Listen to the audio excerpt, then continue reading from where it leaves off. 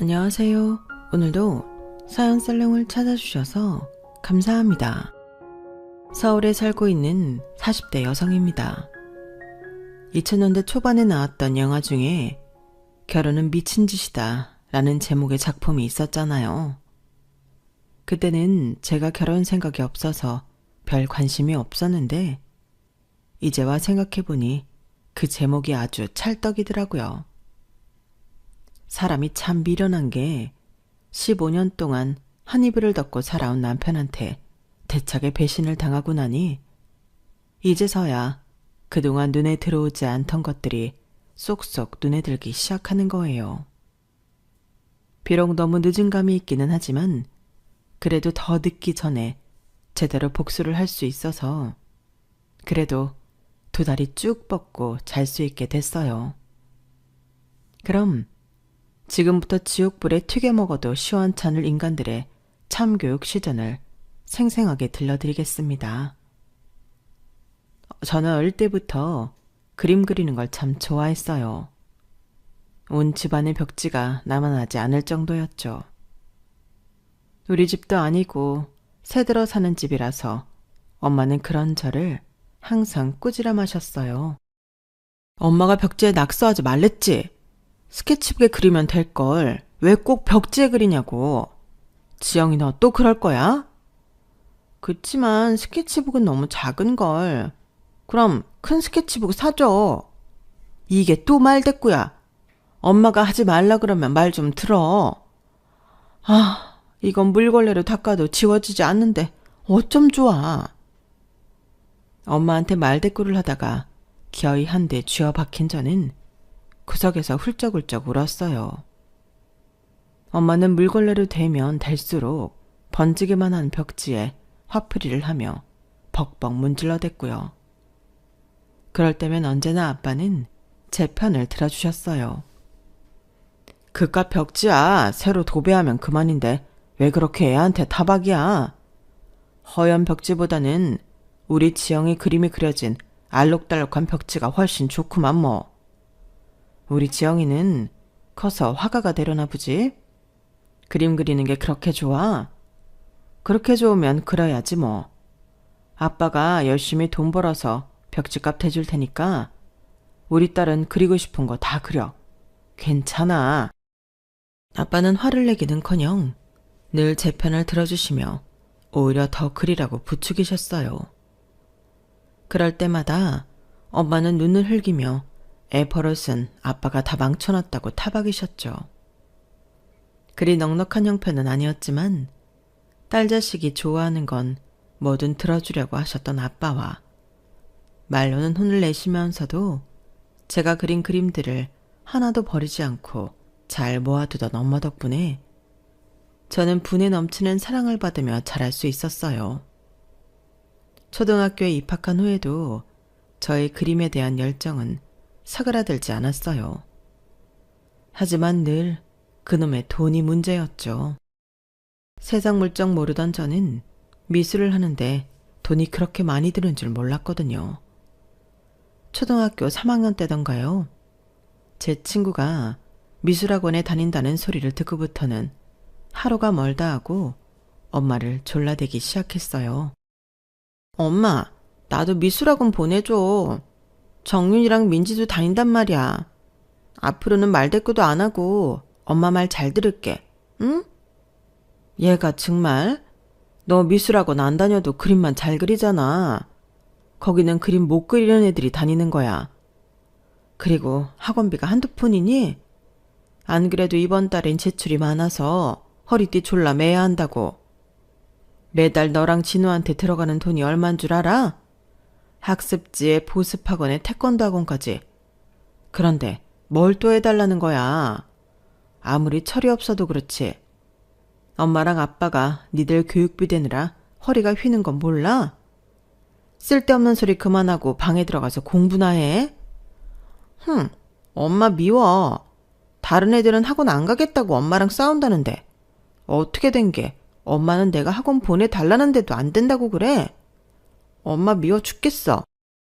퉁퉁 부은 얼굴로 씩씩대며 방으로 들어간 저는 일부러 엄마가 싫어하는 짓을 했어요. 봄에 새로 도배한 벽지에 사인펜으로 낙서를 해버린 거죠. 그래서 어떻게 됐냐고요? 비 오는 날 먼지가 나도록 실컷 맞았죠 뭐. 비록 회초리로 맞은 제 종아리에는 시뻘건 줄이 너댓 개나 그어졌지만 덕분에 미술학원에 다닐 수 있었어요. 미술학원에 다니게 된 저는 물 만난 물고기처럼 신나게 그림을 그릴 수 있었고 학교 외에 외부에서 주최하는 사생대회에 나가서 상도 휩쓸곤 했어요. 그렇게 시작된 미술교육은 중학교, 고등학교를 거치면서도 이어졌어요.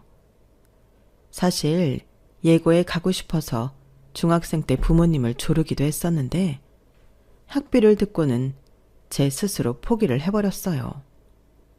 글쎄, 대학교 등록금보다 더 비싸지 뭐예요. 그때 알았죠. 아무리 내가 그림 그리는 걸 좋아한데도 돈이 없으면 할 수 없다는 사실을요. 그래도 다행인 건 제가 고등학교에 들어가고부터 저희 집 사정은 조금은 나아져서 고2 때부터는 입시 미술학원에 다닐 수 있었어요. 그리곤 미대에 진학도 할 수 있었고요. 미대에 들어가면 앞으로 평생 그림만 그리고 살 수 있을 것 같았는데 현실은 그렇지 않더라고요. 모르긴 해도 피카소가 살아 돌아온다고 해도 요즘 같은 시대에는 굶어 죽기 십상일 거예요. 요즘 시대엔 그림 그려서 돈 벌어먹고 사는 사람은 아주 극소수니까요.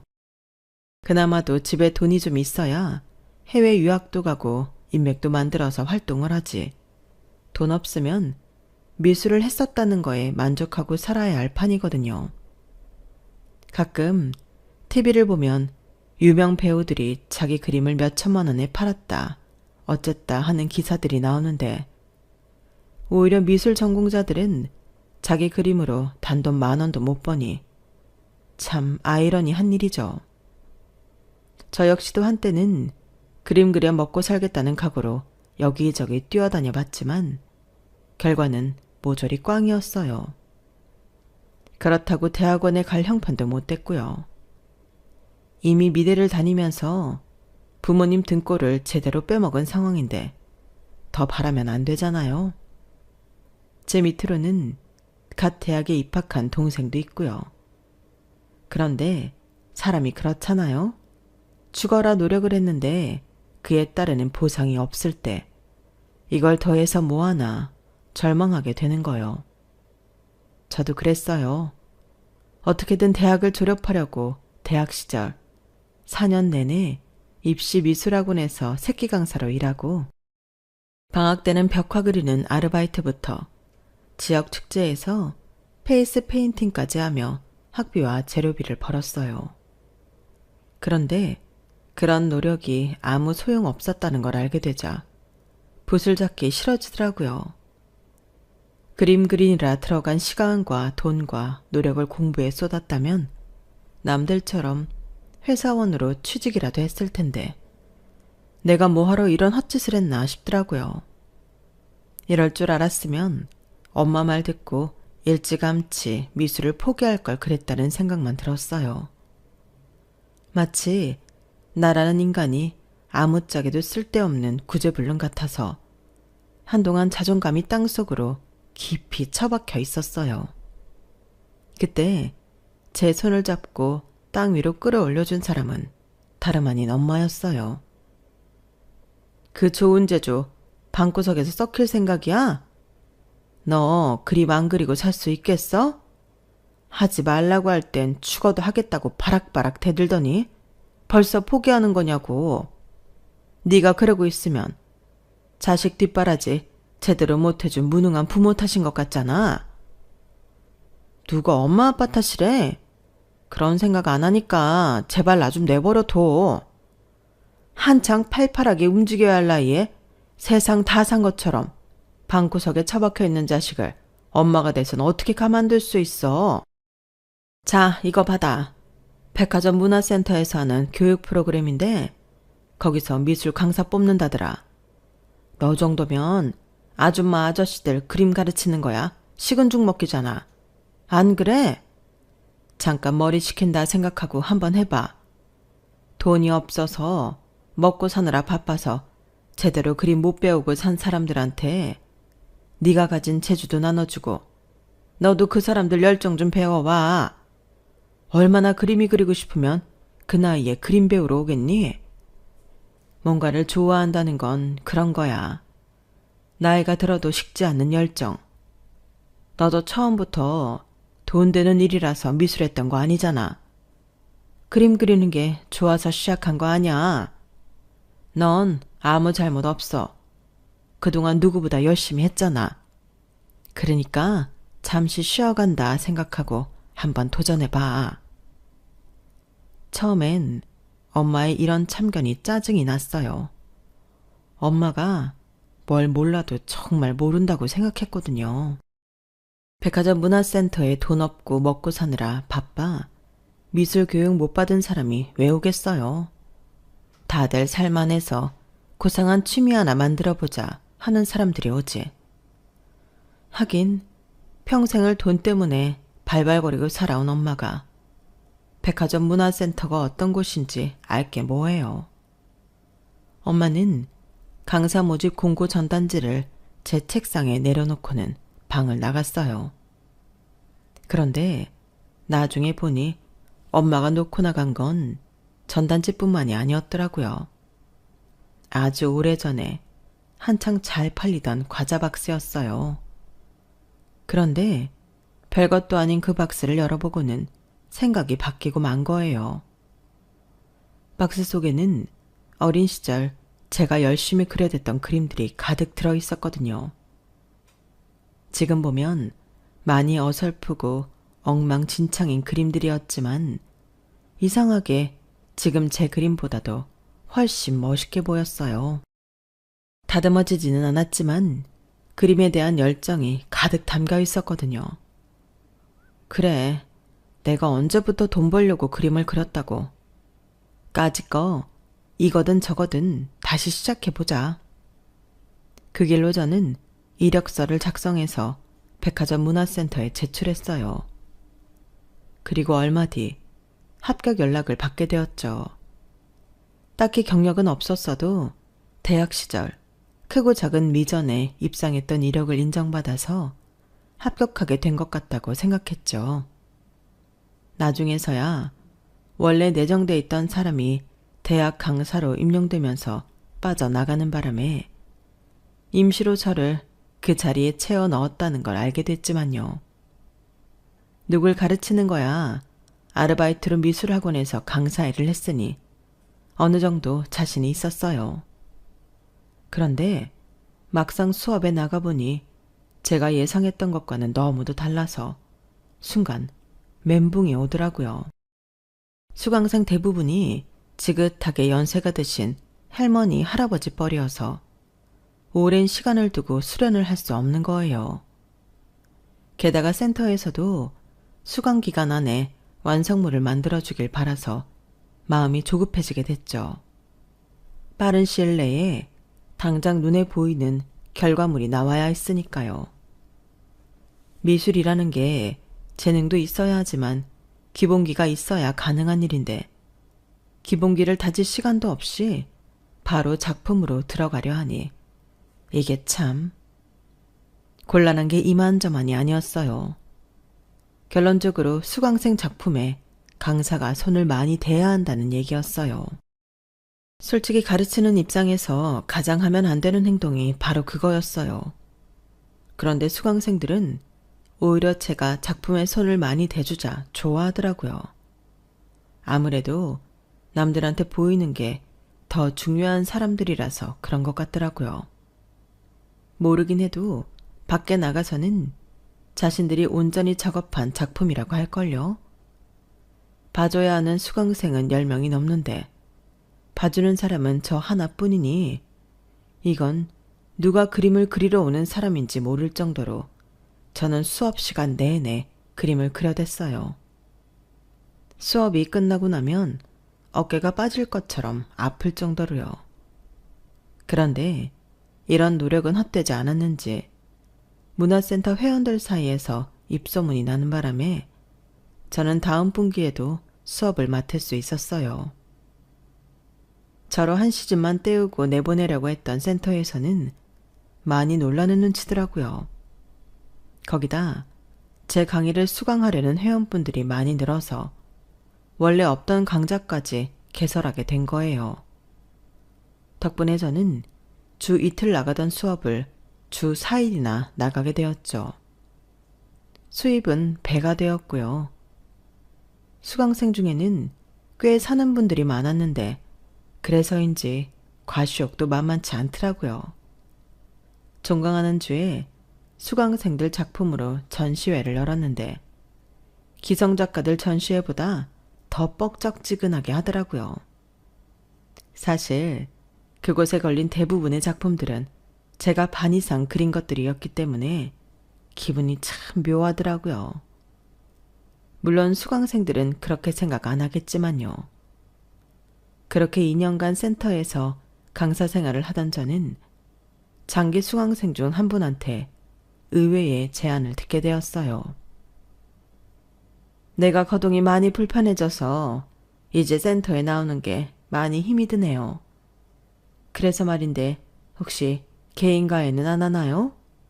수강료는 섭섭치 않게 드릴게요. 말씀은 감사하지만 그건 좀 어려울 것 같아요.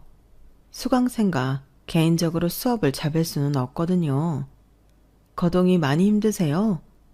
그러시면 제가 가끔 대구로 찾아가서 봐드릴게요. 자주는 못 찾아뵙겠지만요.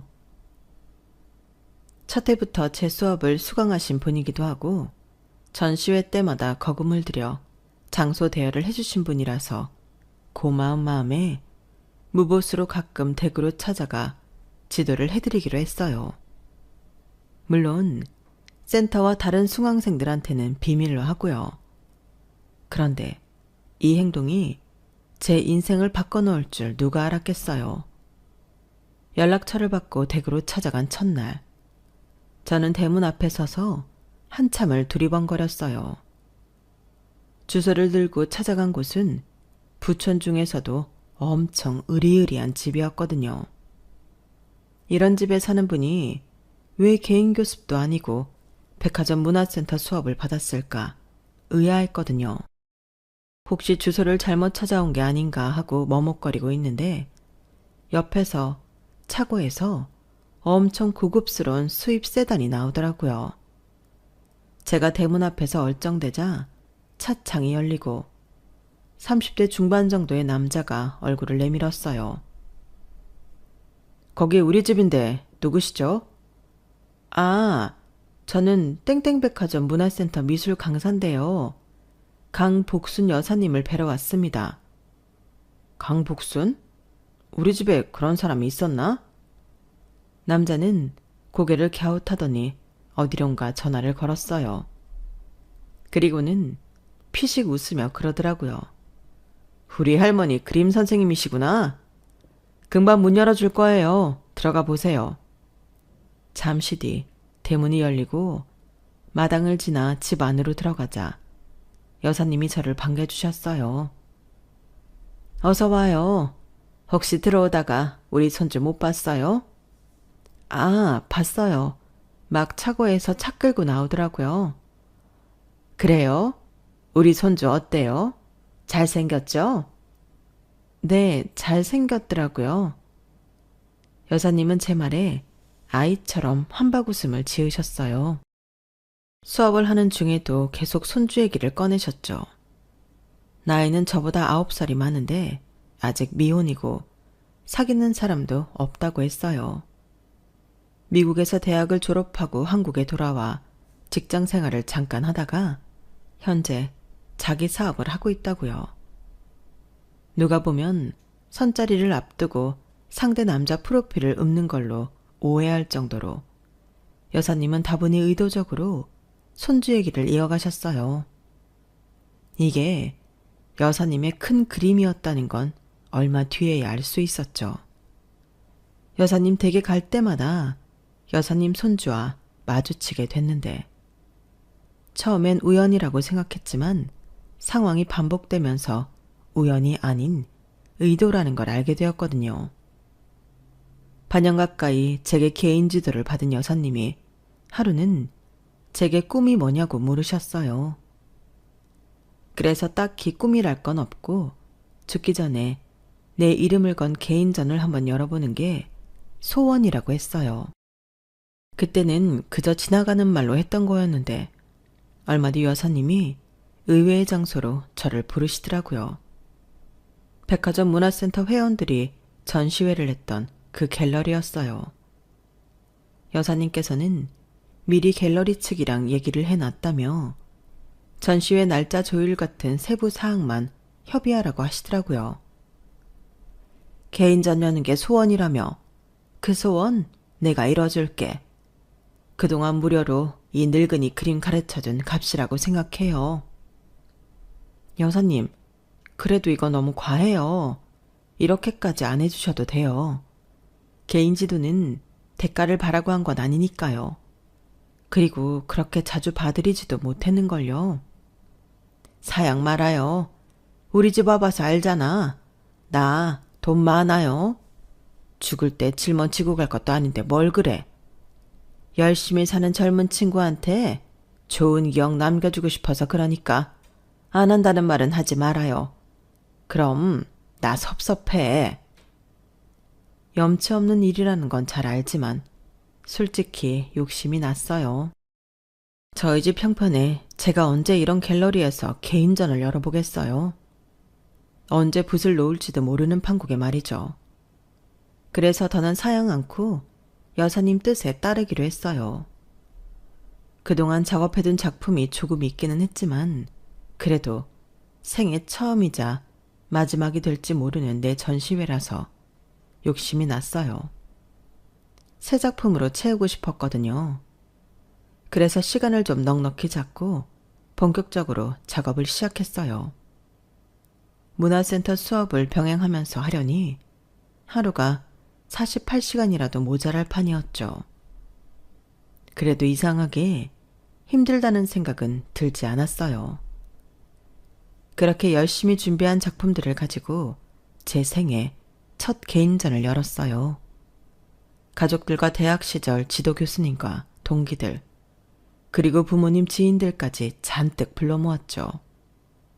그리고 오픈 전날엔 제 개인전을 열어주신 여사님만 따로 특별히 초대했어요.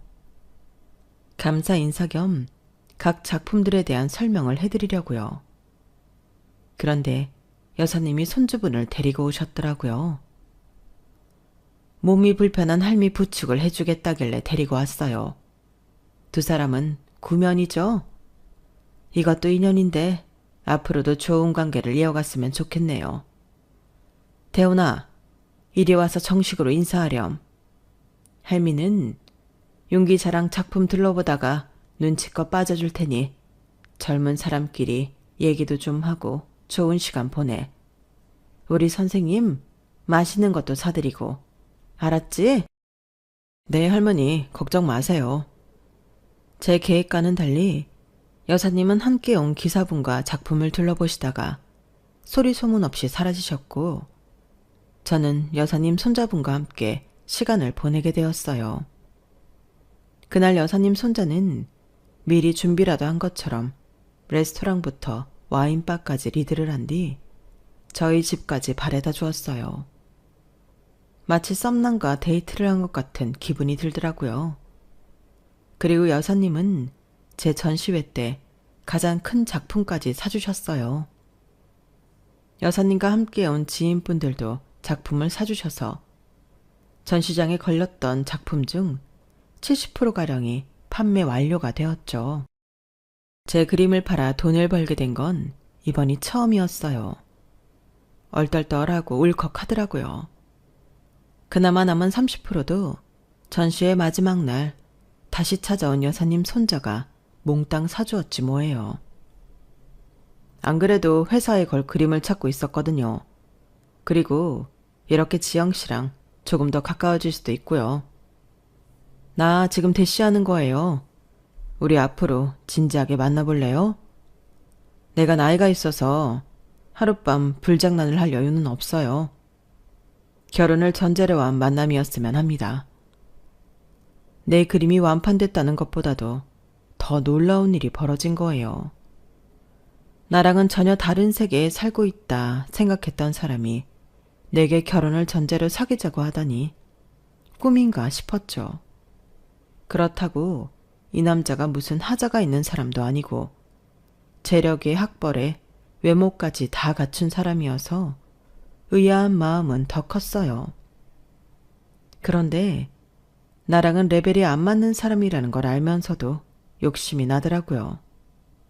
내 힘으로는 평생이 걸려도 할 수 없을 것 같았던 개인전도 편의점에서 껌 사듯 아무렇지 않게 열어줄 수 있는 재력이 탐났고 무엇보다 삶의 여유가 부러웠어요. 죄를 짓는 게 아니라면 나도 이들과 가족으로 엮이고 싶었어요. 그래서 사욕이 다분한 연애를 시작했죠. 처음엔 아무 감정 없던 사람이었지만 자주 만나고 함께하는 시간이 늘어나다 보니 어느새 서로 익숙하게 되더라고요. 이 사람이 화가 났을 때는 어떤 전조 증상을 보이는지, 기분이 좋을 때는 어떻게 감정을 숨기는지, 남들은 모를 법한 미묘한 표정까지 알아챌 수 있게 되었죠. 함께 있을 때 느껴지는 안정감은 결혼에 대한 확신을 주었어요. 불꽃 튀는 사랑은 아니었지만 평생 은은하게 타오르는 모닥불처럼 따뜻한 온기를 나누며 살 수 있을 것 같았거든요. 그래서 부모님의 반대에도 무릅쓰고 결혼을 감행하게 되었어요. 너 이 결혼이 말이 된다고 생각하니? 둘이 죽고 못 사는 사이도 아니잖아. 설마 너 그 집 재산 때문에 그러니? 그런 거라면 정신 차려 이거사. 그 정도 사는 사람들이 뭐가 아쉬워서 우리랑 사돈을 맺어. 지영아, 세상에 공짜 없는 거야. 엄마가 뭐라고 하든 나 이 결혼할 거야. 나 이제 편하게 살고 싶어. 돈 있는 남자 만나보니까 나도 더는 돈 때문에 발발거리고 살고 싶지 않아졌어. 그 사람이 나 대학원도 보내주고 교수도 만들어주겠대. 내가 하겠다는 건 뭐든 외주해주겠다고 했다고. 그 말을 믿어? 세상에 부모 외에 너한테 아무 조건 없이 봐줄 수 있는 사람이 어딨어. 분명히 무슨 꿍꿍이가 있는 거라고. 제발 나중에 후회 말고 지금이라도 그만둬. 너 지금 제정신 아니야. 엄마는 결혼식 전날까지도 제 결혼을 말렸어요. 그때는 그러는 엄마가 야속하기만 했는데 이제와 생각해보니 엄마만큼 저를 걱정해준 사람이 없었던 거더라고요. 어릴 때부터 제가 원하는 거라면 뭐든 해주시던 아빠는 이번에도 제 결혼을 찬성해 주셨어요. 돈 많은 사회자랑도 모자라 없던 약속도 잡아가며 친구들과 지인들을 만날 정도로 아빠는 제 결혼에 들떠 있었어요. 잘 사는 집이니 결혼식 때 하객 수도 엄청 날 거라며 우리도 그에 지지 않게 열심히 하객을 모아야 한다는 게 이유였죠. 그런데 이런 아빠의 노력이 허사가 돼버리고 만 거예요. 우리 측 하객이 3분의 1도 못 들어갔는데 식장 문이 닫혀버렸거든요. 이미 정원수가 꽉 찼기 때문에 더는 못 들여보낸다는 게 업체 측의 답변이었지만 진짜 이유는 따로 있었어요. 할머니께서 업체 측의 얘기에 저희 쪽 하객에 입장을 막으셨던 건데요. 한마디로 수준이 떨어지는 사람들 때문에 지인들 보기 창피하다는 게 진짜 이유였던 거예요. 물론 할머니가 직접 그렇게 말씀하신 건 아니고 시어머니가 제게 슬쩍 흘려주시더라고요. 네 시할머니가 그런 분이시다. 나야 뭐 남편 죽고 그 집을 나왔으니 더는 그런 꼴 안 보고 살아도 되지만 넌 이제 시작이잖니? 조심해. 그 늙은 여우가 언제 네 간까지 빼먹을지 모르니까. 그리고 내가 충고 하나 하겠는데 네 남편 너무 믿지 마. 내 아들이긴 하지만 어릴 때부터 지 아빠를 쏙 빼닮은 아이야. 내가 무슨 말 하는지 알아듣겠지? 어머님이 말씀하신 건 바로 외도였어요. 상견례 때도 나오지 않은 어머니를 만난 건 결혼식 일주일 전이었어요. 어머님이 먼저 제게 전화를 해주셨더라고요. 잠깐 만나자고요. 어머님은 6년 전 아버님이 세상을 떠나시기 전까지는 할머니가 사시는 저택에서 함께 거주하시다가 지금은 따로 나가 살고 계셨어요. 우리 집 양반이 살아생전에 하도 바람을 피워서 몇 번이나 이혼을 하려고 했나 몰라. 그때마다 시어머니가 귀신같이 알고 막아대는 바람에 결국 그 사람 죽을 때까지 함께 살긴 했지만 말이야. 대훈이가 얘기 안 했지? 우린 30년 넘게 쇼윈도 부부로 살았어. 그때 했던 어머님 말씀이 버진로드를 걷는 순간까지도 귓가에 생생하게 들리는 것 같았지만 내 남편은 다를 거라고 애써 마음을 다잡았어요. 하지만 결국 사단이 나고 말았죠. 신혼여행에서 돌아오고 한 달도 안 된 시점이었어요. 남편 상의 주머니에서 여자 귀걸이가 나온 거예요. 새 것도 아닌 쓴 흔적이 있는 귀걸이가요.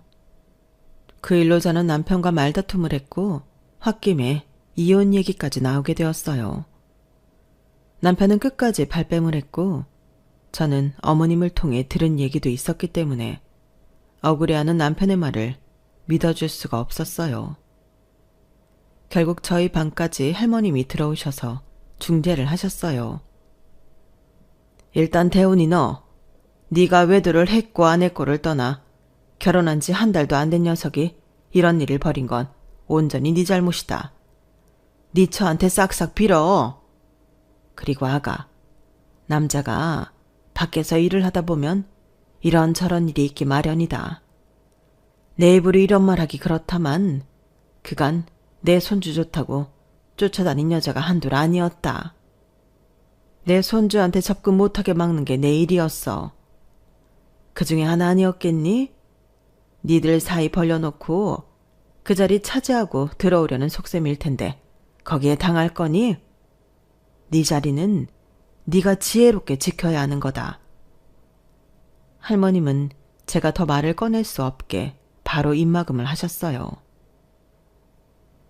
이제 결혼도 했으니 슬슬 대학원 입학도 신경 써야 하지 않겠니? 석사학위만 따오면 강의 자리는 이 할미가 손 써주마.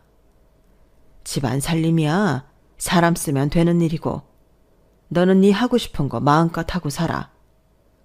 날개는 내가 달아줄 테니. 대학원 소리에 저는 더 화를 낼 수가 없었어요. 더군다나 남편도 너무 억울해하는 모습이어서 정말 할머니 말씀대로 누군가의 계략에 넘어간 건가 하는 생각까지 하게 되었죠.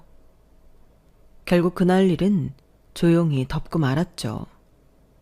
저는 다음해 봄 약속대로 대학원에 진학을 했고 2년 뒤 석사학위를 따자마자 모 대학에 강의를 나가게 되었어요. 할머니 도움을 받은 건 아니고 지도 교수님 덕분에 경기권에 있는 대학에 시간 강사 자리를 얻게 된 거였죠. 고작 시간 강사였음에도 할머님은 사람들 앞에서 저를 강 교수라고 불렀어요. 강 교수라는 말을 들을 때마다 뜨끔하긴 했지만 할머님이 그렇게 좋아하시는데 하지 말라고는 할 수 없어서 그냥 입을 다물었죠. 신혼 초에 있었던 일 이후 남편은 무척이나 가정적인 남편의 모습을 보였어요. 제가 경기권에 있는 대학까지 강의를 나가는 게 힘들 거라며 차도 뽑아주었죠. 퇴근 후에는 바로 집에 귀가해 가족들과 시간을 보냈고 주말에는 저와 근교로 드라이브를 가거나 할머님을 모시고 외식을 하곤 했거든요. 한 번의 고비가 있긴 했지만 참고 넘어가길 잘했다는 생각이 들 정도로 결혼 생활은 순탄하게 진행되었어요. 부부 사이가 좋다 보니 자연스레 아이도 가지게 되었고 남편도 할머님도 배가 불러오는 저를 신주단지 모시듯 정성껏 챙겨주었어요. 하지만 제 버릇 개 못 준다고 출산을 두어달 남긴 어느 날 남편의 외도를 알게 된 거예요. 젊은 여자랑 호텔에 들어가는 걸 다른 사람도 아닌 저희 아빠한테 걸린 거죠. 사위의 외도를 목격한 아빠는 누구한테 말도 못하고 혼자 술을 잔뜩 드셨는데 그 모습을 보고 추궁하던 엄마한테 이실직고를 해버린 거예요. 엄마는 당장 저희 집으로 찾아오셨죠. 시할머니와 함께 살고 있어서 평소 저희 집에 발걸음을 하지 않던 엄마였지만 사안이 사안인 만큼 다음날 아침 일찍 오셨더라고요. 저희 아빠가 휴대폰으로 찍은 사진을 증거로 추궁하는 엄마 앞에서 남편은 고개를 숙이고 말았어요. 죄송합니다. 그날 딱 하루였어요. 지영이가 만삭이라 어디서 풀 데가 없더라고요. 여보, 정말 미안해. 내가 다시는 이런 일 없도록 할게. 남편은 엄마와 제 앞에서 무릎까지 꿇고 싹싹 빌었어요. 하지만 엄마는 눈길조차 주지 않고 제게 짐을 챙기라고 하셨죠. 가자. 애초에 이런 결혼은 하는 게 아니었어. 다른 건 몰라도 바람 피우는 남자 버릇은 절대 못 고친다. 더 마음고생하지 말고 어서 짐 싸. 손끝이 바들바들 떨릴 정도로 화가 난 저는 무거운 몸을 일으켰어요. 그런데 그때 할머님이 거실로 나오시지 뭐예요. 손에는 누런 서류 봉투를 들고 계시더라고요. 할머님은 서류 봉투를 제게 건네시며 말씀하셨어요. 이거 강남에 있는 내 건물이다. 이거 너한테 주마. 이걸로 내 손주놈이 벌인 짓이 없어지는 건 아니겠지만 그래도 조금은 위안이 되지 않겠니? 아가, 잘 생각해봐라. 네 뱃속의 아이 애비 없는 애로 키울 거니? 지금 이혼을 한다 한들 네가 받을 수 있는 위자료가 얼마나 되겠니? 아이 문제만 해도 그렇다. 어찌됐건 간에 현 시점에서 경쟁력이 있는 건 네 남편 아니니? 그러면 법원에서도 친권이며 양육권을 누구한테 주겠어? 그러니 네 실속부터 차리란 소리다. 지금 한번 눈 감고 넘어가면 건물도 생기고 지금까지 누리고 살던 것들도 다 누릴 수 있잖니? 그 말에 저희 엄마는 지금 돈으로 사람 자존심을 사려는 거냐고 화를 냈어요. 그리고는 더 들을 것도 없다며 짐 싸서 나가자고 하셨죠. 그런데 말이에요. 저도 화가 나기는 했지만 이렇게 물러나면 나만 손해를 보는 것 같아서 순순히 못 끝내겠더라고요. 그래서 엄마한테는 미안하지만 할머니 뜻을 따르기로 했어요. 그런데 건물을 주시겠다던 할머님이 차일피일 미루기만 하시고 소유권 등기 이전을 안 해주시는 거예요. 세금이 어쩌고 하면서요. 지금은 시기가 아니니 출산 후에 다시 얘기하자시더니 제 아들이 돌이 다 됐는데도 질질 시간만 끌고 또 안 해주시는 거예요. 그때부터 저는 할머님이 돌아가시기 전까지 건물 소유권을 이전받기 위한 보이지 않는 싸움을 시작했어요. 그러는 사이 제 아들은 중학생이 되었고 할머님은 100세를 두에 남기고 98에 세상을 떠나셨어요. 결국 저는 소유권 이전을 받지 못했고요. 할머님이 주시기로 한 건물에는 남편이 운영하는 회사 외에도 안정적인 수익을 갖다주는 유명 체임전들이 들어가 있어서 손에 넣기만 하면 평생 돈 걱정 않고 살 수 있는 거였는데 아쉬웠죠. 그래도 그동안 열심히 산 덕에 전임 교수가 되어 강단에 서고 있으니 제 인생도 그리 나쁘게 흘러간 것만은 아니었어요. 결혼하고 22년이 흐른 지금 강산도 2번이나 변했고 제 인생도 변했고 모든 게 다 변했지만 변하지 않은 게 딱 하나 있었어요. 바로 제 남편이었죠. 제 아들이 20살이 되고 대학에 합격하자 남편이 하루는 제게 선물을 주더라고요. 당신 그동안 우리 민석이 키우랴, 대학 강의하랴 많이 힘들었지? 그에 대한 보상이라고 생각해. 자, 받아. 발리행 비행기표야. 내가 특급 호텔로 예약까지 다 해놨으니까 아무 걱정 말고 호캉스 제대로 즐기고 오라고. 새학기 시작 전에 스트레스 확 풀고 와. 어머머, 이이가 뭘 이런 것까지 다 준비했대요. 암튼 고마워요. 근데 내 거만 산 거예요? 기왕이면 민석이 거도 같이 해주지. 혼자 무슨 재미로 여행을 가요? 사람도 참. 남편이 나랑 같이 가자는 말은 안 하고 또 아들이야? 거기 가서도 아들 자식 챙길 거냐고. 민석이는 지 친구들이랑 스키장 간다고 그러니까 아들 걱정 말고 당신이나 즐기고 와. 암튼 고마워요, 여보.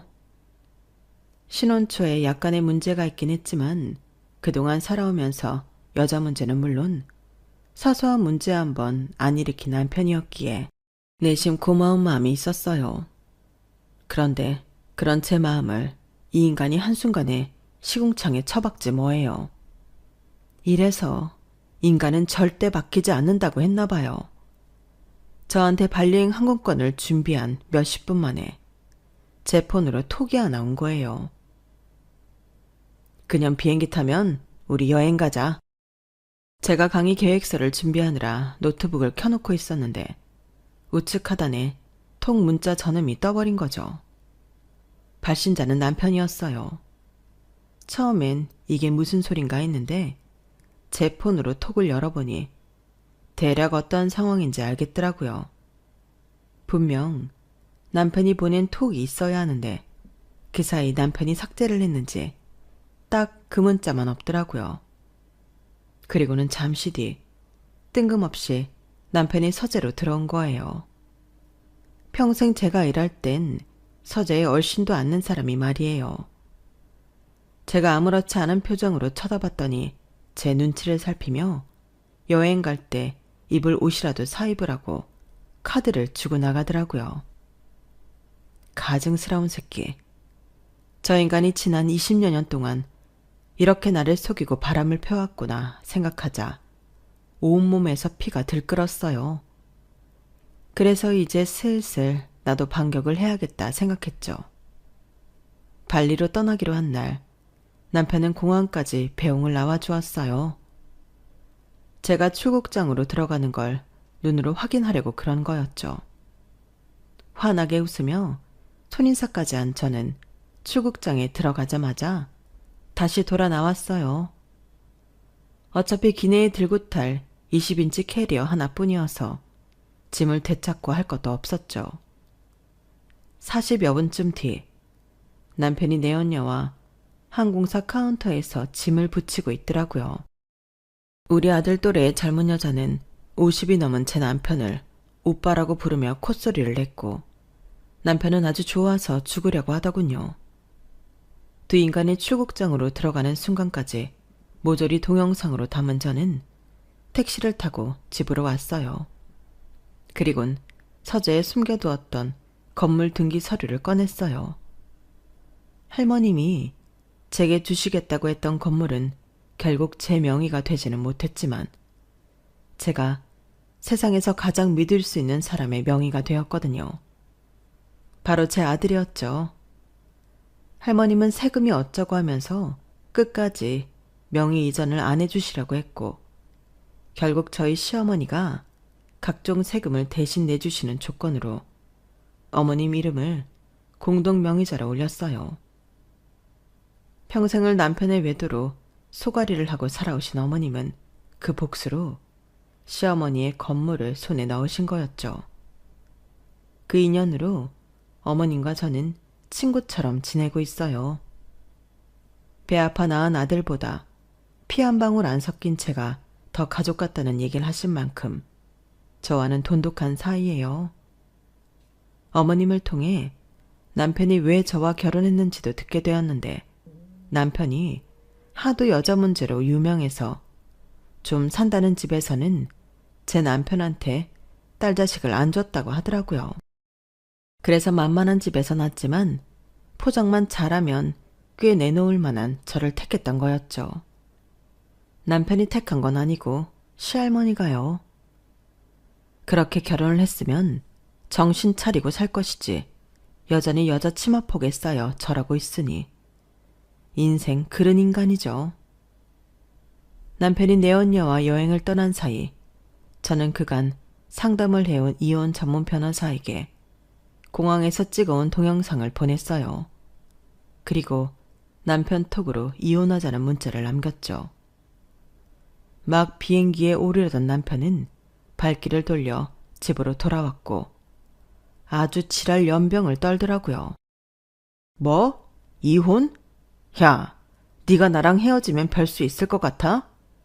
이제 교수 소리 듣고 사니까 눈에 뵈는 게 없는 모양인데 교수 월급 얼마나 한다고 까불어. 네가 내 마누라로 사니까 지금 같은 호사도 누리는 거 아니냐고.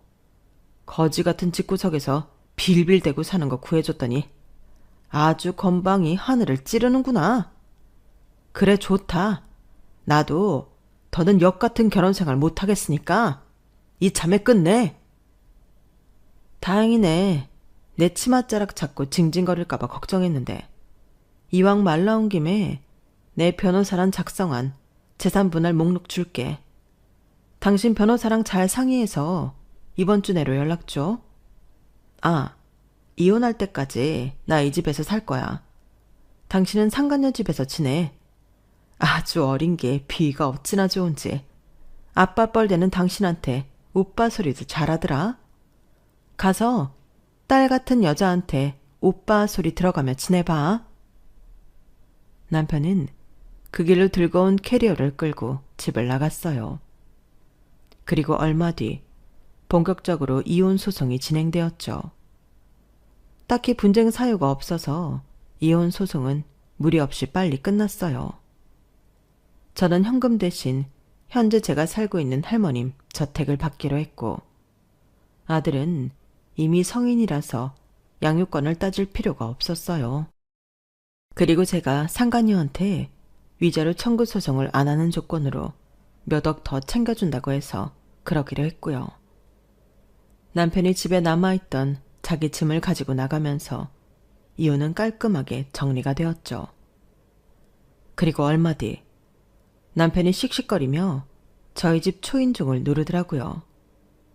문을 열어주지 않자 남편은 인터폰에 대고 소리쳤어요. 야, 이게 무슨 소리야?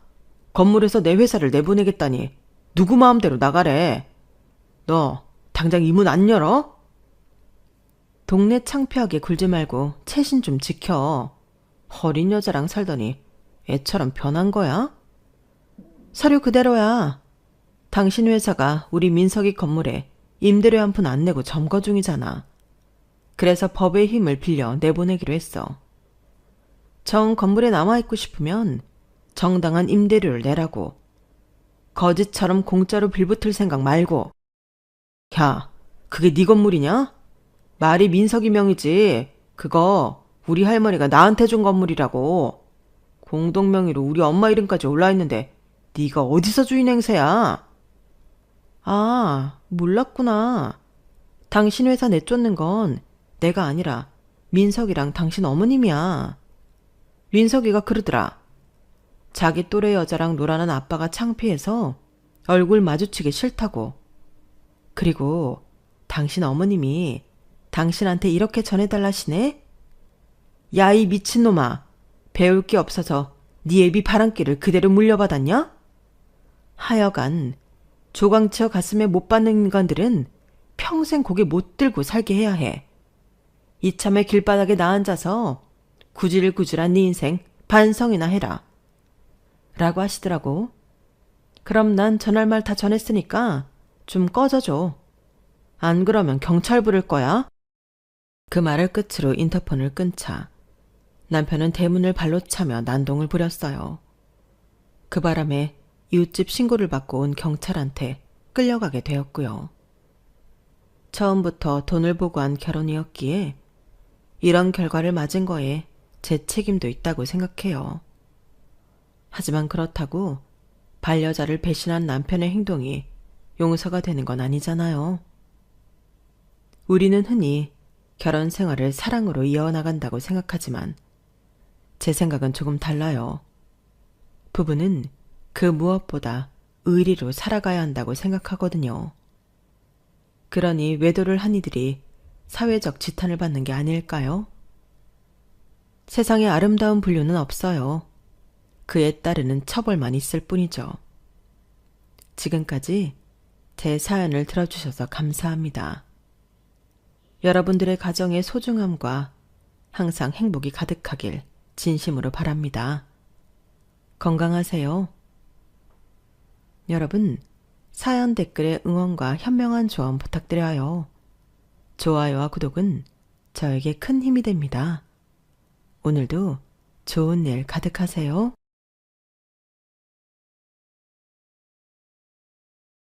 안녕하세요. 오늘도 사연 살롱을 찾아주셔서 감사합니다. 저는 이제 곧 있으면 아기 엄마가 되는 결혼 3년차 30대 여자입니다. 출산을 앞두고 있다 보니 이런 생각 저런 생각이 많던 중 사연 읽어주는 채널을 알게 되었어요. 그리고 저한테 일어났던 기적 같은 이야기도 들려드리고 싶은 마음에 이렇게 사연을 보내봅니다. 부디 제가 경험한 거짓말 같았던 기적의 이야기를 끝까지 함께 해주세요. 저는 3살 때 고아원 앞에 버려졌어요. 3살이면 말도 하고 어느 정도 기억을 할 수 있을 텐데 저는 정말 거짓말처럼 아무것도 기억하지 못합니다. 다만 제 주머니에는 이모라는 사람이 적어 넣은 것으로 추정되는 편지가 들어있었는데요.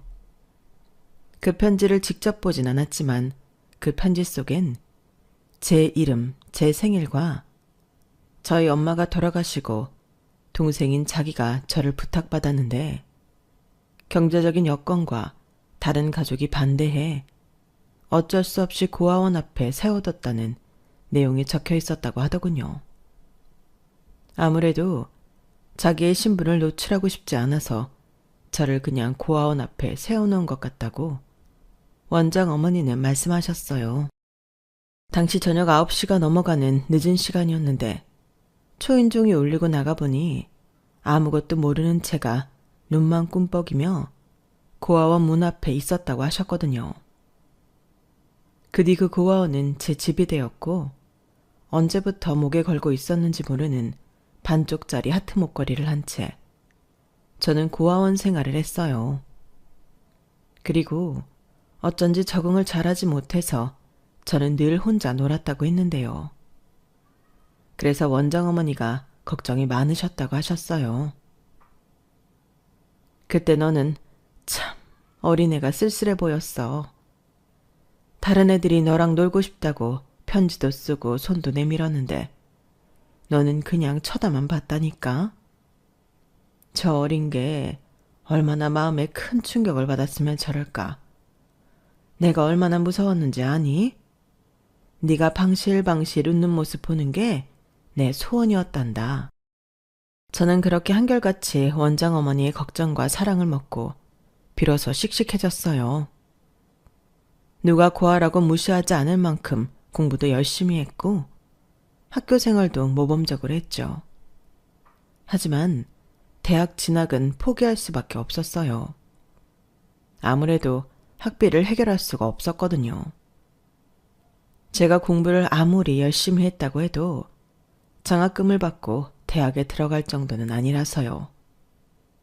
그리고 보호 종료 기간이 되어 받게 된 돈은 사실 한 사람이 자립하기엔 턱없이 부족한 돈이었는데요. 그래서 5년 가까이 고시원 생활을 했었죠.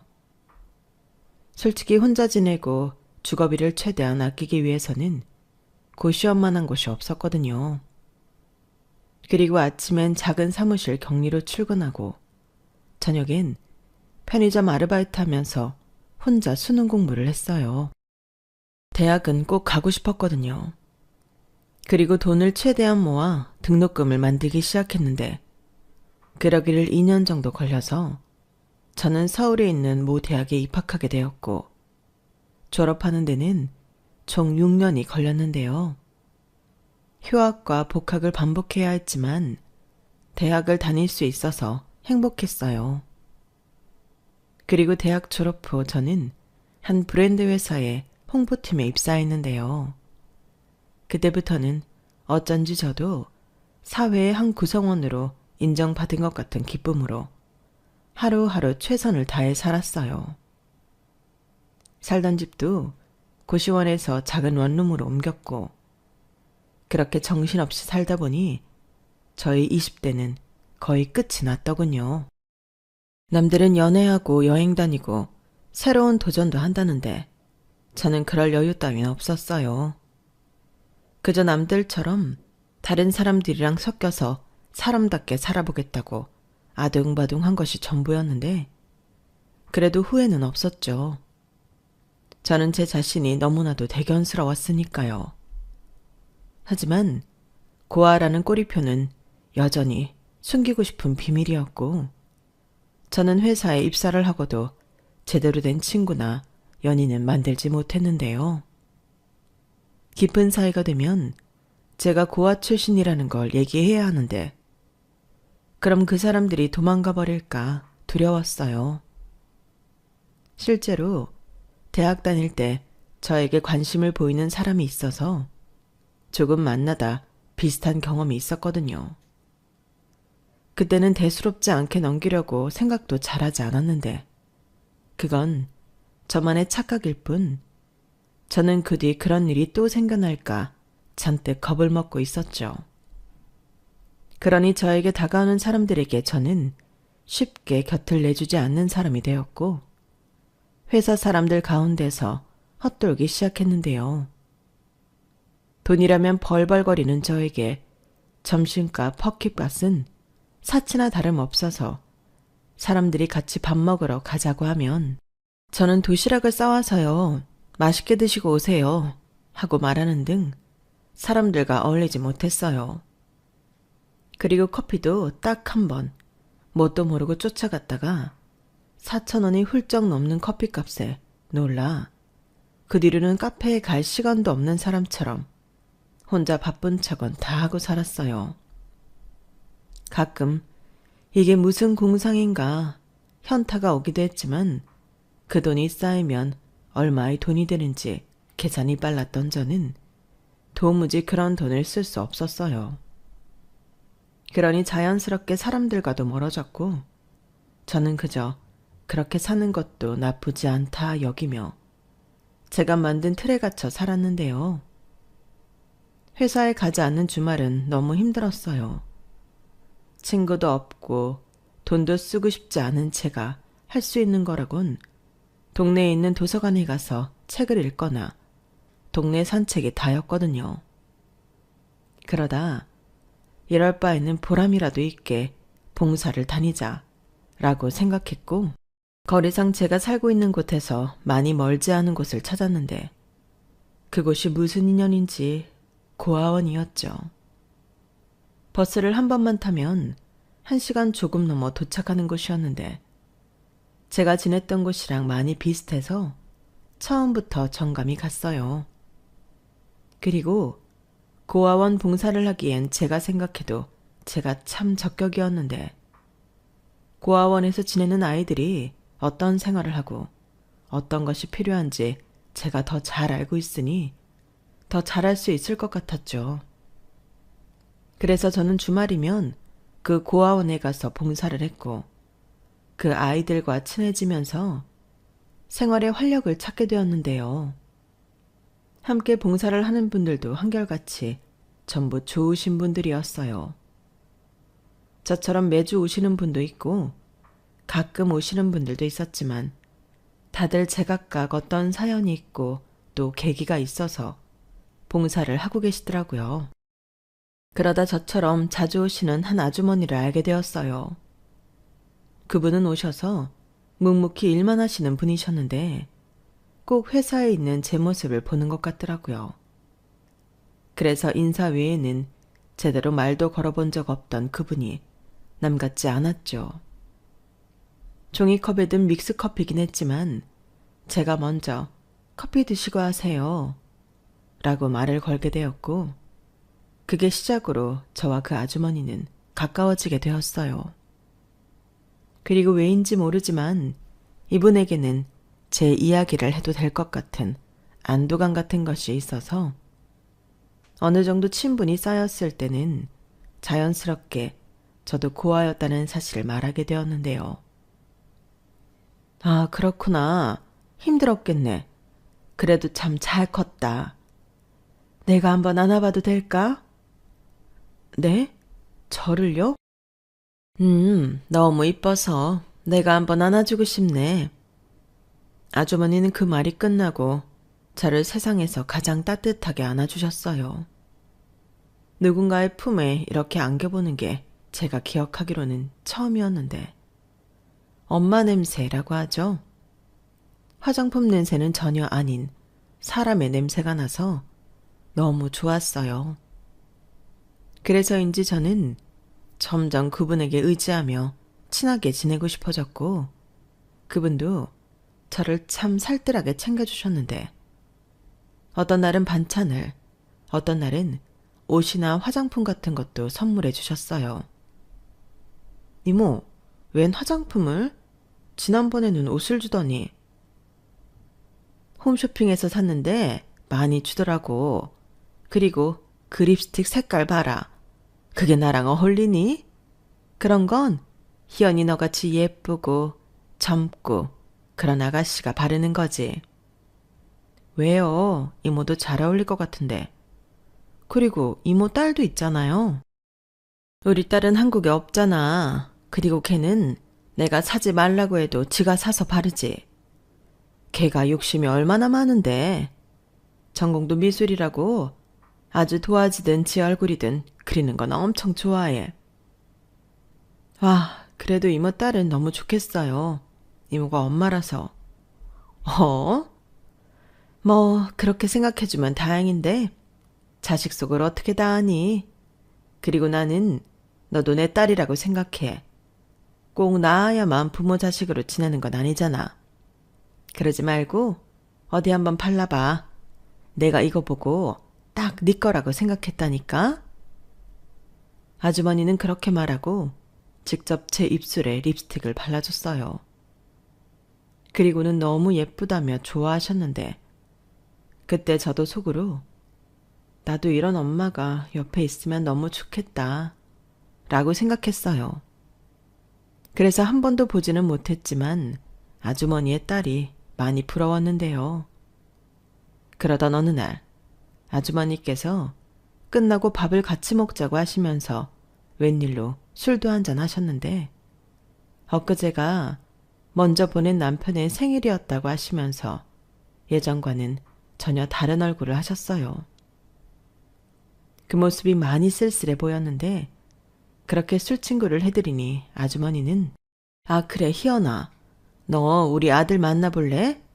전에 우리 아들이 내가 하도 네 얘기를 많이 하니까 궁금하다고 만나고 싶다고 하더라. 둘이 나이도 2살인가 차이 나는 것 같은데 어때? 한번 만나볼래? 라며 뜻밖의 말을 꺼내셨고 저는 아주머니가 술김에 하신 이야기라고 생각하면서도 그건 아닌 것 같다고 거절했어요. 괜히 이모 하면서 잘 지내고 있는 이 관계가 깨질 것 같았거든요. 그리고 지금이야 술김에 하신 말이지만 나중엔 생각이 달라지실 수도 있다고 생각했는데요. 제가 그만큼 누군가를 만나는 것을 많이 두려워했어요.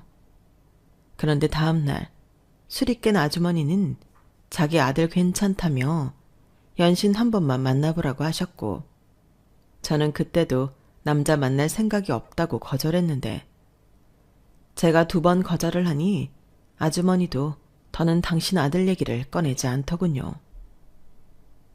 그렇게 시간은 또 지나갔어요. 제가 쌀쌀해지는 가을에 봉사를 시작했는데 어느덧 추운 겨울이 지나고 봄이 되었죠.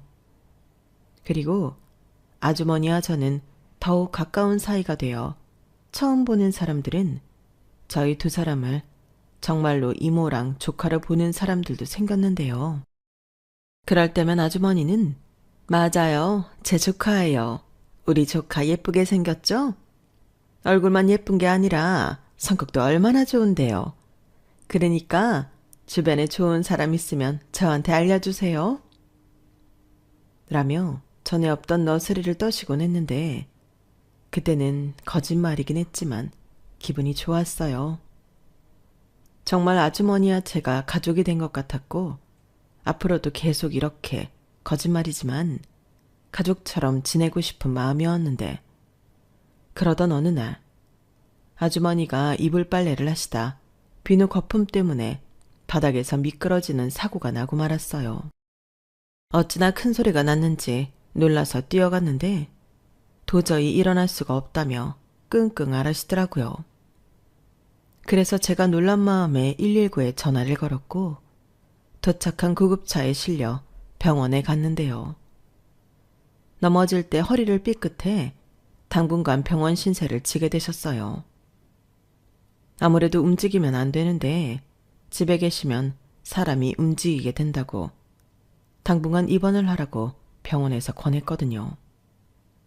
그러려면 가족의 동의가 필요했고 그렇게 아주머니의 아들을 처음 보게 되었어요. 아주머니가 병원 수속 때문에 아드님을 불렀거든요. 그리고 저는 그것도 모른 채 아주머니 옆을 지키고 있었는데요. 그때 허겁지겁 많이 놀란 듯한 남자가 뛰어오더군요. 그런데 복장이 특이했어요. 다른 곳에서 뛰어온 것이 아니라 같은 병원 건물에서 뛰어왔더라고요. 의사 가운을 입고서요. 네, 아주머니 아들은 그 병원 의사였던 거예요. 그리고 놀란 토끼 눈을 하고서는 저와 아주머니 곁으로 왔는데요. 엄마, 이게 다 뭐야? 그리고 병원에 왔으면 나부터 찾아야지. 뭘 호들갑을 떨어. 어떤지를 알아야 너를 찾든 내가 집에 가든 하는 거지. 그리고 엄마 혼자 있는 것도 아니었고 인사해. 네가 그렇게 보고 싶다던 희연이다. 저는 이 상황에 어리둥절해서 얼떨결에 허리까지 굽히며 정중하게 인사를 했어요. 그리고 최대한 어떤 상황이었는지 설명을 했는데 아주머니 아들은 그러냐며 같이 병원에 와주고 곁에 있어줘서 고맙다며 똑같이 정중하게 인사를 했죠. 그 모습을 어쩐지 아주머니는 참 흐뭇하게 보셨는데 지금 생각해도 얼굴이 화끈거려요.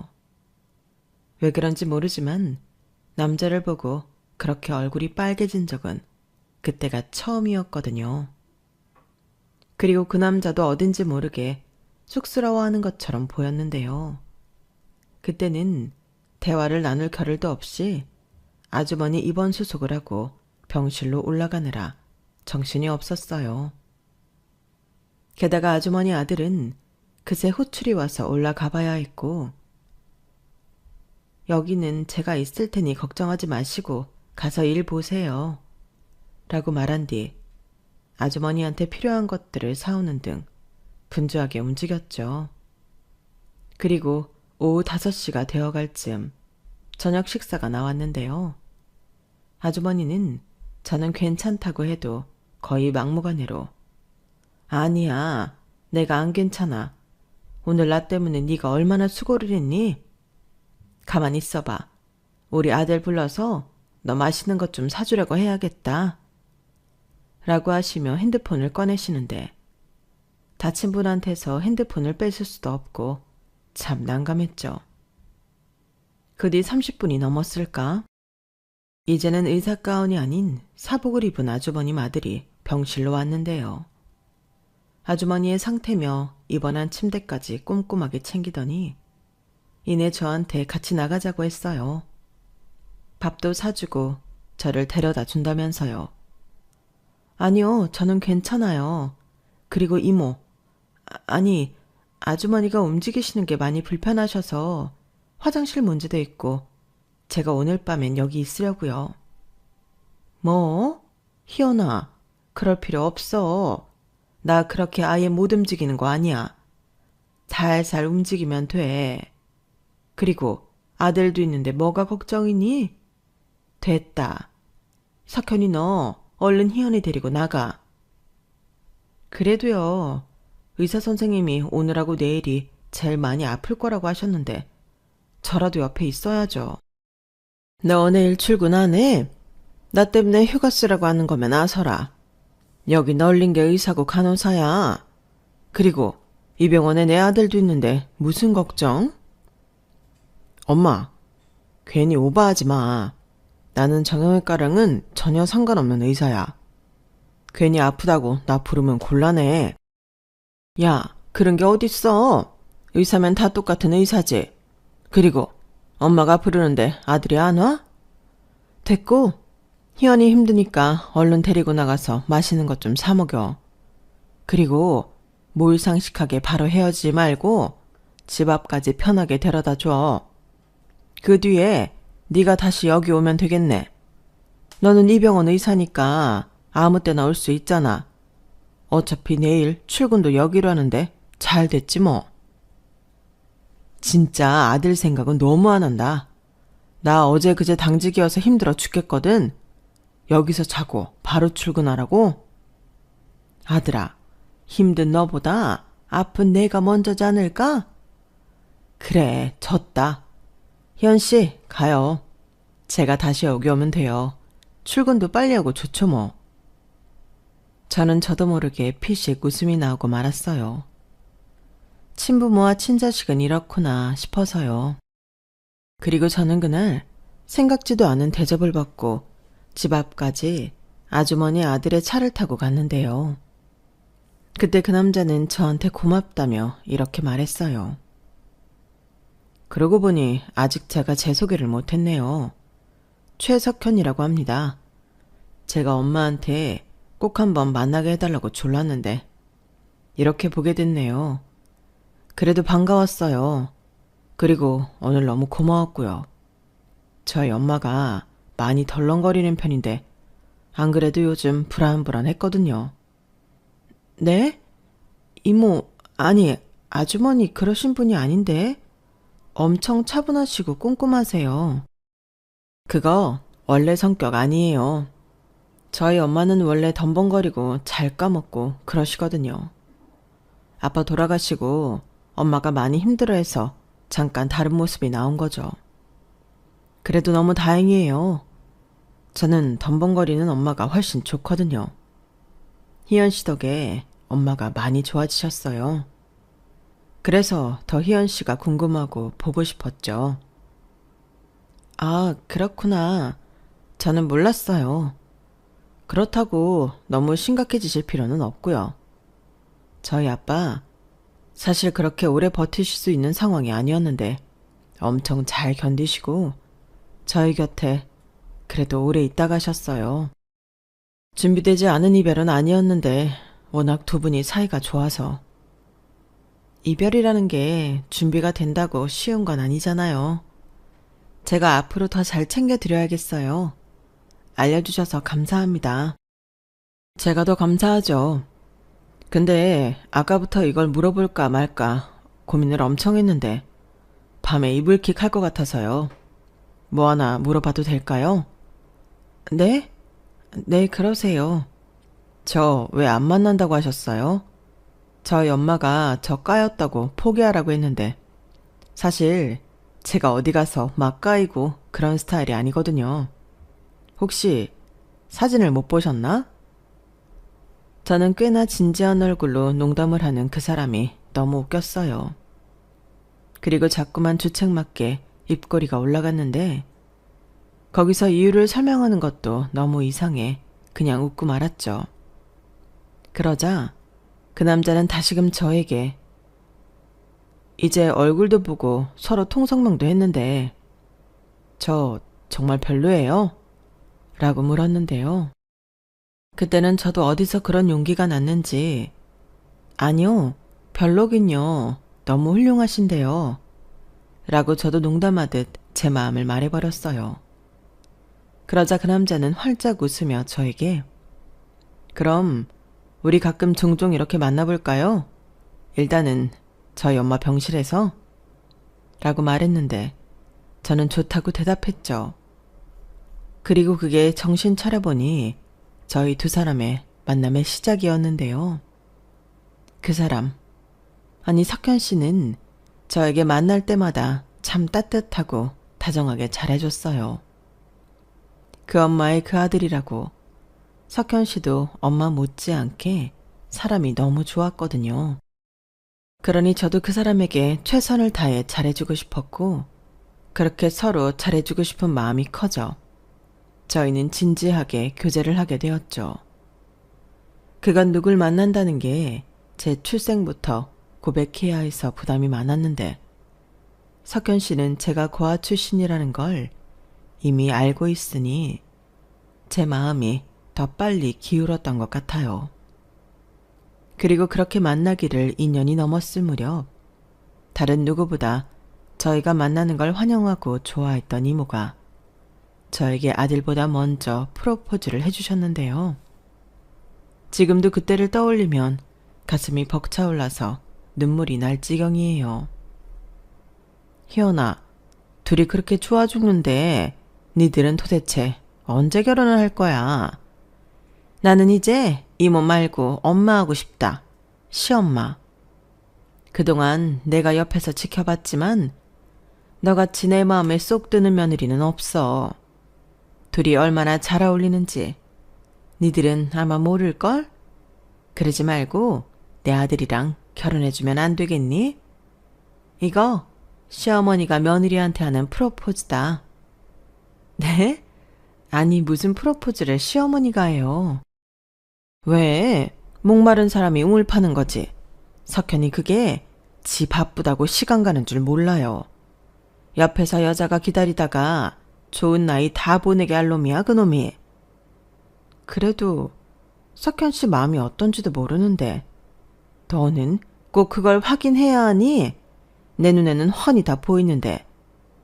미국에 있는 수빈이도 그러더라. 지 오빠가 연애하고 너무 착해졌대. 하루빨리 결혼시켜야 한다고 이번에 한국 들어온다고 했어. 내가 그렇게 엄마 적적하니까 들어오라고 해도 안 들어오더니 이번엔 아예 들어온다고 하더라. 그게 다 네가 우리 집에 굴러온 복덩이라 그래. 정말요? 제가 정말 복덩이에요? 살면서 그런 말 처음 들어봐요. 그래? 그럼 앞으로 내가 평생 옆에서 얘기해 줄게. 너는 내 생명의 은인이고 우리 집의 귀한 복덩이다. 내가 아들이 있어서 얼마나 다행인지 몰라, 희연아. 우리 앞으로 평생 가족하자. 저는 이모의 말에 눈물을 터뜨리고 말았어요. 아니, 당사자인 남편한테 받은 프로포즈도 아닌데 저렇게 울어버렸으니 그 남자도 많이 당황했다고 하더라고요. 자기도 뭐 어마어마한 프로포즈 계획을 세우고 있었다나? 그런데 자기 엄마가 먼저 선수쳐서 김샜다고 입이 대빨 나왔는데 그 바쁜 와중에도 반지를 언제 샀는지 동화 속 왕자님처럼 제 앞에 반지를 꺼내 보여줬어요. 그리고 희연아, 나랑 결혼하자. 정식 프로포즈를 하는데 거절하면 제가 바보죠. 이런 일생일대의 기회를 놓치면 안 되잖아요. 비록 모든 것이 제가 많이 부족한 결혼이지만 저는 처음으로 욕심이라는 걸 내보고 싶었어요. 그렇게 저희는 결혼을 약속하게 되었고 미국에서 신우가 귀국하면서 작게나마 결혼식을 올리기로 했는데요. 사실 그것도 부를 가족이 없는 저를 배려하느라 그렇게 된 거였어요.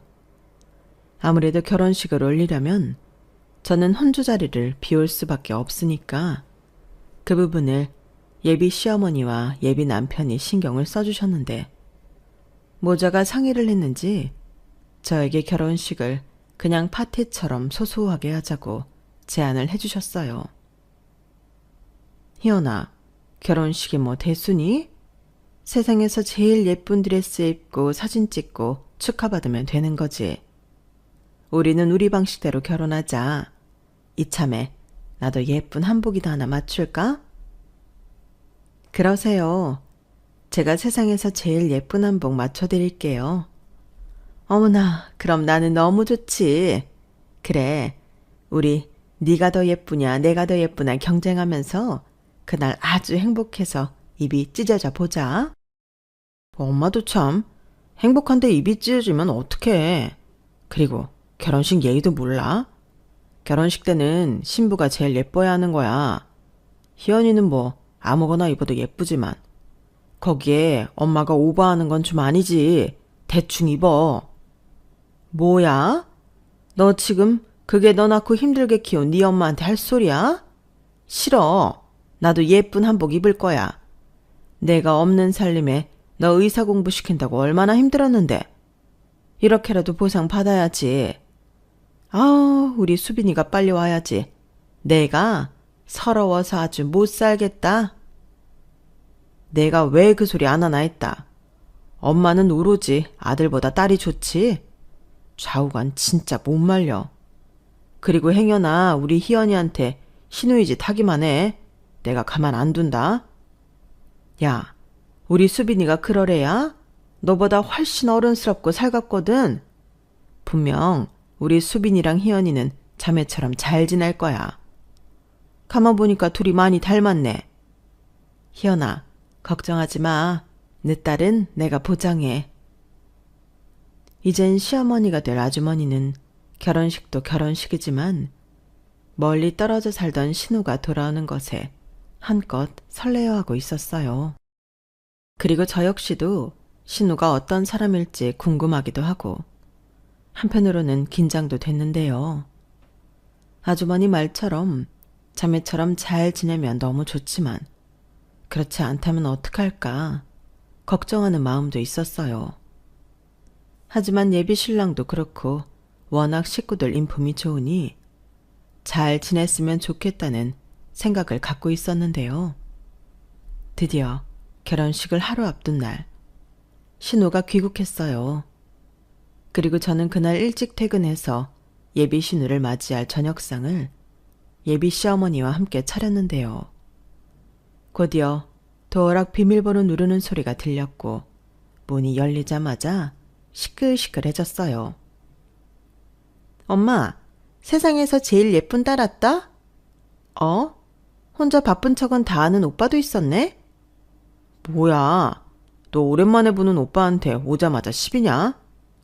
시비는 하도 바빠서 동생 보러 미국에도 못 온다고 하니까 그냥 심술 한번 마지막으로 내보는 거지. 이제 장가가면 세연이 눈치 보여서 못 놀리잖아. 그래, 제발 그래라. 엄마, 수빈이 왔어요. 자기야, 얼른 나와봐. 못된 예비 신우이 왔다. 누가 남매 아니랄까봐 둘이 만나자마자 어찌나 티격태격 하는지. 저는 예비 시어머니 손에 이끌려 거실로 나갔어요. 그리고 저를 보자 반갑다며 포옹해오는 예비 신우와 어색하게 미국식 인사를 나눴는데요. 예비 신우를 보니 아, 사랑 많이 받고 자란 사람은 저렇구나 하고 느껴졌어요. 그냥 그 사람한테서 사랑스러운 호강이 보이는 것 같았거든요. 그리고 이런저런 이야기를 나누며 시간을 보냈는데 예비 시어머니가 너무 좋아하시더군요. 이제야 우리 가족이 모두 모인 것 같다면서요. 그러자 예비 신우가 한껏 애교를 부리며 이제부턴 내가 엄마 옆에 꼭 붙어 있을게. 나 한국에 취직할 회사도 정해졌어. 라고 말했는데요. 신우는 미술을 전공하고 한국의 한 디자인 회사에 고연봉으로 스카우트 제안을 받아서 들어왔다고 했어요. 그 뒤로 이야기의 꽃은 끝이 나지 않고 계속되었어요.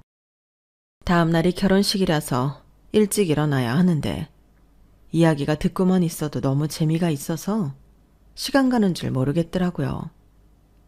그리고 분위기를 주도하는 건 아무래도 뉴페이스인 예비 신우였는데요. 그러다 신우 목에서 자꾸만 반짝거리는 목걸이 하나가 눈에 들어오더군요.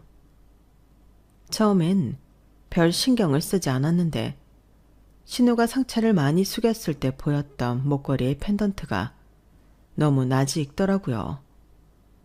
그래서 저도 모르게 똑같은 목걸이 나도 있는데 라고 말해버렸고 순간 분위기가 바뀌었어요. 자기도 같은 목걸이가 있다고? 잠깐만. 저는 방에 가서 잘 보관하고 있던 목걸이를 들고 나왔어요. 사실 결혼을 약속하고 저는 이미 예비 시댁에 들어와 예비 남편과 함께 지내고 있었거든요. 그리고 고이 간직했던 목걸이를 가족들 앞에 내놓았는데 예비 시어머니가 제일 많이 놀라셨어요. 너 이거 어디서 났니? 이건 저희 엄마 유품이에요. 잘 기억은 나지 않지만 고아원에 버려졌을 때 목에 차고 있었고 원정어머니 말로는 펜던트가 반쪽인 걸 봐서는 다른 반쪽도 있을 거라고 하셨는데 별 기대하지 않고 살았거든요. 근데 아가씨 목걸이랑 너무 똑같아서 수빈아, 그거 줘봐. 그리고 오빠 있잖아. 내 목걸이 뒤에 봐. 언니 목걸이도. 예비 신우의 목소리는 어쩐지 아까와는 다르게 떨리고 있었어요. 그리고 이윽고 예비 남편이 두 목걸이의 펜던트를 확인하고 뒤에를 본 순간 저는 태어나서 한 번도 느끼지 못한 감정을 느꼈는데요. 목걸이 뒤편은 누군가 뾰족한 걸로 적어놓은 글씨가 적혀 있었어요. 제 목걸이에는 희연이, 예비 신우의 목걸이엔 소연이 라고 예비 시어머니가 그간 한 번도 말해주지 않았던 말을 해주셨죠. 수빈이 입양할 때 이름이 소연이었어. 그 원장님 말로는 자매가 똑같은 목걸이 반쪽을 갖고 있을 거라고 했는데 나는 그게 희연이 너일 줄은 꿈에도 몰랐다. 네? 아가씨가 입양이요? 내가 딸을 무척 갖고 싶었거든. 우리 남편도 그렇고. 그래서 같이 봉사를 다니다가 우리 수빈이를 만났어. 딱 보자마자 내 딸이 저기 있구나 그랬거든. 그리고 우리 수빈이는 7살이 넘어서 기관에 왔다고 하는데 엄마, 그 다음 말은 내가 할게. 엄마랑 아빠가 이혼할 때 나는 아빠가 맡았어. 둘도 안 된 애를 무책임하게 버리고 갔지. 아빠가 엄청 무서운 사람이었는데 엄마가 같이 살기 힘들었나 봐. 그래서 이혼하기로 했고 언니는 엄마가 데리고 갔는데 나는 고모들 손에 자라다가 아빠가 술 때문에 알코올 치매가 와서 길거리에서 객사했거든. 그래서 고모들이 바로 나를 고아원에 버렸어. 이 목걸이 보고 엄마가 찾아올 거라나? 나는 그 말을 믿진 않았지만 목걸이를 풀진 않았어. 날 버리고 간 여자가 어떤 여자인지 궁금했거든. 엄마는 병으로 내가 3살 때 돌아가셨어. 나는 잘 기억이 안 나는데 고아원에 버려졌을 때 이모가 편지를 남겨서 그렇게 알고 있어. 동생이 있다는 건 솔직히 기억이 잘 나지 않는데 미안. 내가 왜인지는 잘 모르지만 어릴 때 기억이 별로 없어서. 근데 확실한 건 날 낳아준 엄마는 나쁜 사람이 아니야. 다른 건 기억이 나지 않지만 항상 엄마는 저녁 되면 울고 계셨어. 그때는 이유를 몰랐지만 아마도 두고 온 딸 때문에 울고 계셨던 것 같아. 내 기억 속에 엄마는 항상 슬퍼 보였거든. 제 말에 신우, 아니 제 동생 소연이는 펑펑 울기 시작했어요. 그리 긴 인생은 아니었지만 살면서 내내 자신이 버림받았다고 생각했던 게 그 이유 같더라고요. 그리고 저 역시도 펑펑 울었는데요. 다음날 결혼식이 있다는 것도 까맣게 잊고 저희 모두는 한참을 말도 없이 울었어요. 그리고 웃기게도 다음날 식구들 눈이 빨갛게 충혈이 되어서 결혼식을 올렸는데요. 지금도 결혼식 사진을 보면 너무 웃겨요. 그때 다른 사촌들도 니들끼리 싸웠니? 왜 눈들이 전부 다 개구리 왕눈이가 됐어? 사진 어떻게 찍으려고 그래? 얘들 사진 전부 포토샵 해야겠다. 라고 했는데 저희는 있는 그대로 사진을 남기길 원했어요. 일생일대 한 번의 사진이긴 했지만 그게 더 추억에 남을 것 같아서 그렇게 찍었죠. 그래서 저희 가족은 지금도 그 사진을 보면 웃음을 참을 수가 없는데요. 그 뒤 남편은 저와 소연이의 머리카락을 가지고 유전자 검사를 의뢰했어요. 하지만 검사 결과와 달리 저희는 저희가 친남매라는 걸 의심하지 않았는데요. 저희 자매에게 남겨진 목걸이 뒤에 글씨체가 누가 봐도 한 사람의 것이었거든요. 그리고 결과 역시 저희는 친자매가 맞았는데 그때 저희 시어머니가 정말 많이 우셨어요. 어떻게 이런 일이 일어날 수 있냐며 이건 기적이라고. 하늘에 계신 저희 친엄마한테 앞으로는 두 딸 모두 저한테 맡기시고 그곳에서 편하게 행복하세요. 두 아이 이렇게 만나게 해주셔서 감사합니다. 정말 감사합니다. 라고 하셨어요. 그리고 저한테 너는 내 하나뿐인 며느리이기도 하지만 내 큰딸이야. 희연이, 수빈이, 아니 소연이 엄마한테 와줘서 너무 고맙다. 그 뒤 저희는 남편까지 포함해 끈끈한 둘도 없는 가족이 되었어요. 비록 이름은 바뀌었지만 수빈이는 이제 소연이었을 때의 아픔도 조금씩 잊혀져 갔고 시어머니는 정말 저희의 엄마처럼 살뜰하게 저희 모두를 챙겨주셨는데요. 가족 모두 시간이 나면 봉사도 다니고 여행도 다니고 하루도 빠짐없이 즐겁게 지냈죠. 그리고 결혼한 지 2년이 넘어갈 즈음 아이가 저희 부부에게 찾아왔고 새로운 식구가 태어난다는 기쁨에 저희 가족은 매일 행복한 설렘이 가득합니다. 저는 현재 출산 겸 육아휴직으로 집에서 태교에 전념하고 있어요. 그리고 아이가 태어나면 더 많이 행복해지기 위해 책도 많이 보고 좋은 거 많이 보며 출산일을 기다리고 있는데 저도 저희 아이도 건강한 모습으로 만날 수 있었으면 좋겠습니다. 그리고 끝으로 이 자리를 빌어 저에게, 아니 저희 자매에게 오늘이란 기적이 있을 수 있게 해주신 저희 시어머니에게 무한한 사랑과 감사의 뜻을 전하고 싶어요. 저는 종교도 없는 사람이지만 가끔 이런 생각을 해요. 너무 빨리 떠나버린 저희 엄마가 당신을 대신할 저희 시어머니를 저희 자매에게 보낸 것이 아닐까. 그래서 너무 감사하고 제가 평생 잘해야겠다는 다짐을 하게 되는데요. 어렵게 다시 만난 제 동생과 평생의 은혜를 갚으며 살아갈 생각입니다.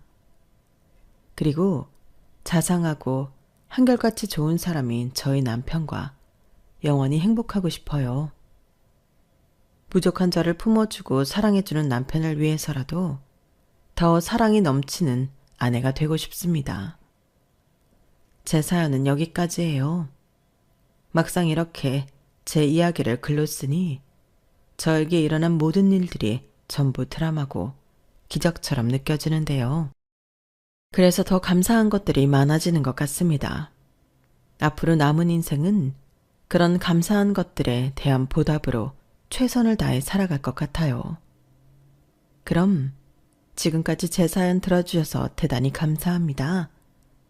늘 가정의 평화가 기쁨이 가득하길 바라며 저는 이만 인사드릴게요. 안녕히 계세요.